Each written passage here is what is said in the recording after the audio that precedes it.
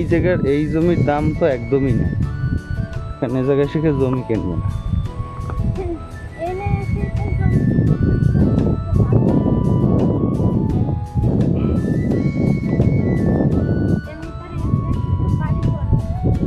বাড়ি করবে না ফেলা সেই জায়গা তো,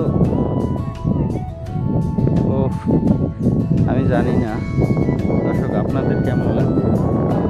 সত্যি গ্রামের যে মেঠো পথ, এটা অসাধারণ অসাধারণ। ওই যে সামনেও একটা মেঠো পথ আছে, আমি অত দূরে যাবো না।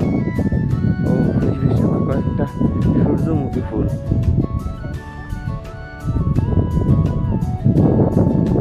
না এখন আর সুন্দর লাগার দরকার নেই, চলো পুরো একদম ফাঁকা মাঠ।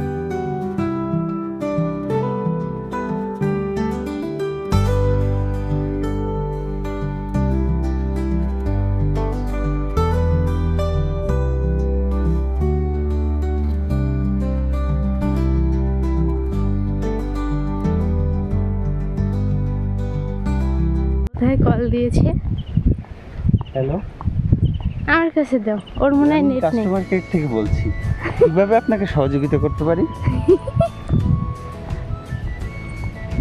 হ্যালো বান্ধবী, এই যে কি সুন্দর পরিবেশ। দাঁড়াও আমি একটু সামনে যাই। এই যে এখন আমি তার ক্যামেরাম্যান হয়েছি, পোজ দেব কি?